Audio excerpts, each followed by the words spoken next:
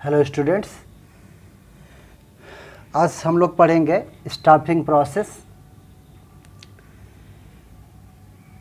Staffing का जो main concern है वो है मैन पावर की रिक्वायरमेंट को फुलफिल करना।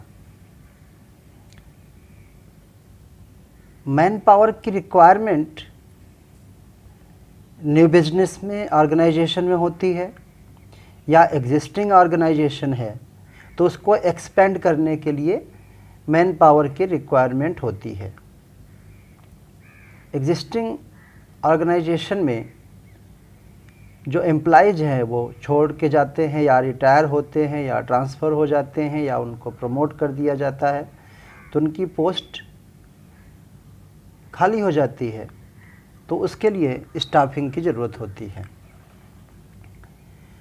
तो स्टाफिंग के कौन कौन से स्टेप्स हैं वो हम लोग जानते हैं। तो पहला स्टेप है मैन पावर प्लानिंग या estimating man power requirement.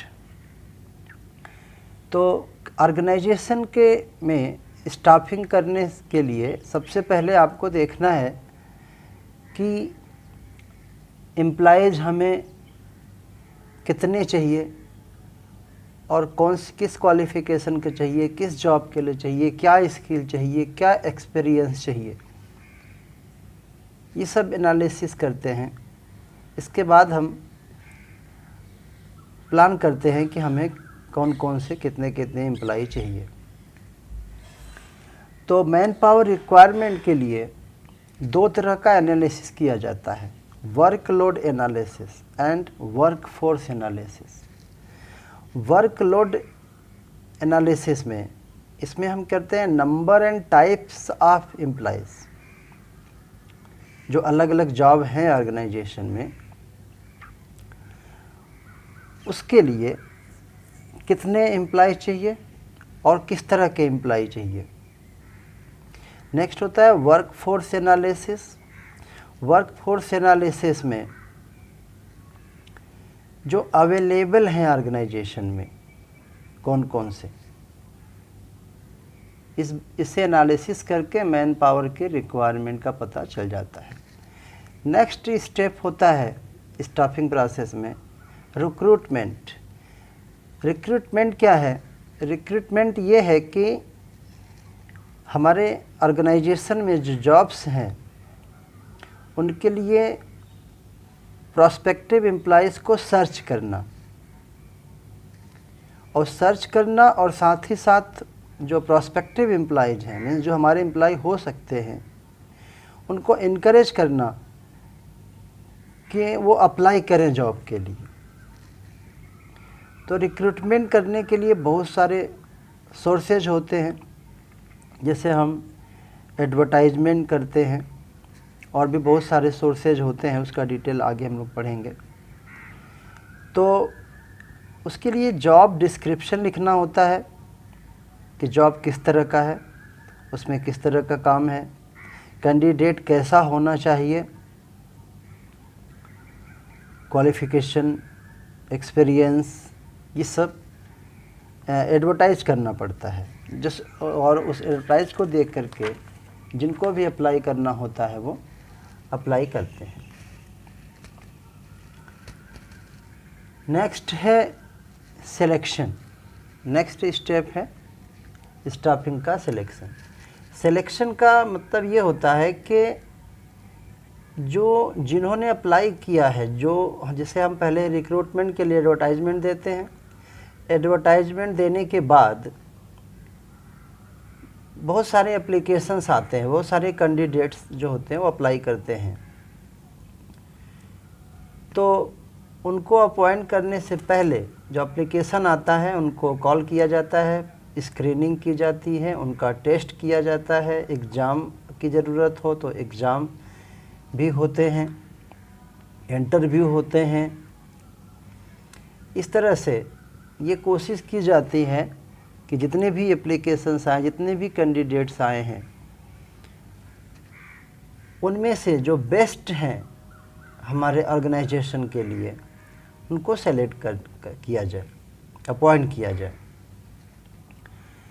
Next step है प्लेसमेंट एंड इंडक्शन। प्लेसमेंट का मीनिंग ये होता है कि जिन एम्प्लॉइज़ को हमने सेलेक्ट किया है उनको जॉब दिया जाए। और इंडक्शन का मीनिंग ये होता है मीन्स इंट्रोड्यूस करना। जिन एम्प्लॉइज़ को हमने इंट्रोड्यूस किया है उसको इंट्रोड्यूस किया जाए, उनको परिचय कराया जाए।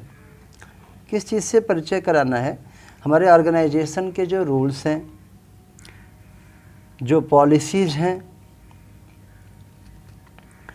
और उनसे इंट्रोड्यूस कराना। जो वर्क प्लेस है, जिस जगह पे वो काम करेंगे, या मशीन पे काम करेंगे, ऑफिस में काम करेंगे, तो उससे उनका परिचय कराना, इंट्रोड्यूस कराना। उनके सुपीरियर कौन होंगे उनसे इंट्रोड्यूस कराना। सबऑर्डिनेट्स कौन कौन होंगे उनसे इंट्रोड्यूस कराना। और उनके कलीग्स कौन हैं, मीन्स उनके साथ जो काम करने वाले हैं वो कौन कौन से लोग हैं जिनके साथ उसको जो सिलेक्टेड एम्प्लॉइज है उसको काम करना है। और एम्प्लॉइज़ को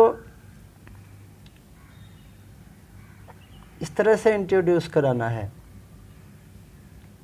कि वो कम से कम समय में ही ऑर्गेनाइजेशन के जितने भी रूल्स हैं, पॉलिसीज़ हैं, सुपीरियर्स हैं, सबऑर्डिनेट्स हैं, उनसे वो अच्छे तरह से परिचित हो जाए, जिससे काम वो अच्छे से कर सके। नेक्स्ट स्टेप है ट्रेनिंग एंड डेवलपमेंट।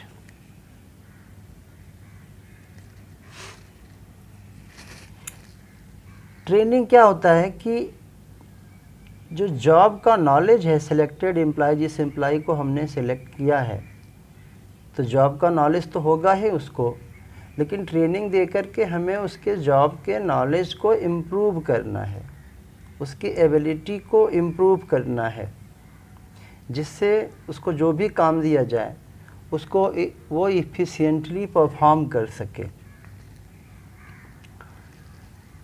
और डेवलपमेंट भी होता है। डेवलपमेंट में क्या होता है कि उनका नॉलेज और स्किल तो इंक्रीज करना ही है, इम्प्रूव करना ही है, उनकी कैरियर ग्रोथ को भी इम्प्रूव करना है, उनकी कॉम्पिटेंस को इंक्रीज करना है।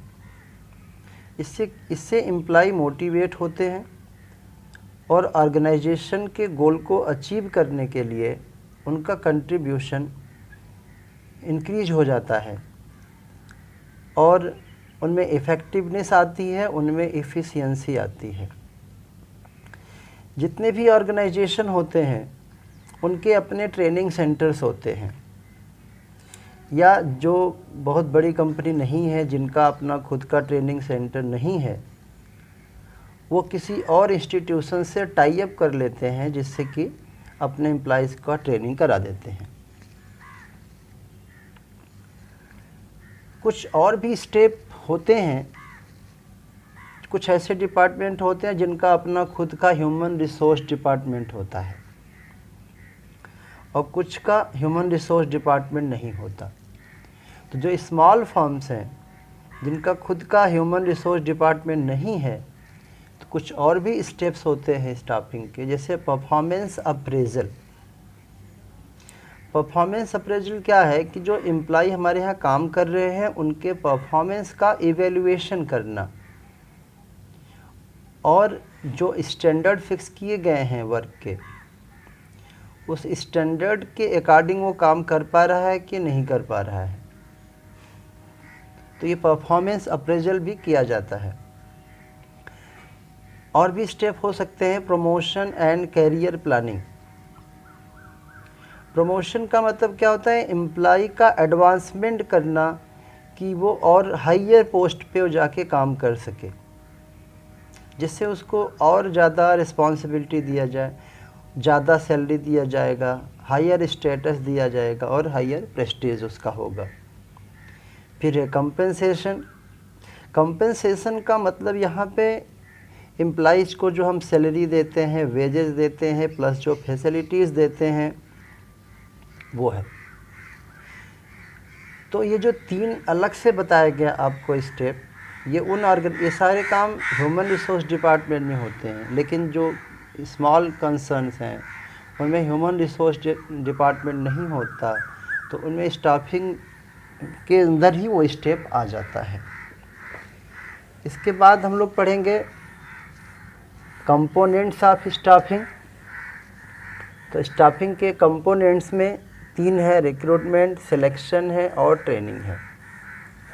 तो इन स्टेप्स के बारे, इन कंपोनेंट्स के बारे में हम लोग नेक्स्ट क्लास में डिटेल से पढ़ेंगे। तो अभी बस इतना ही।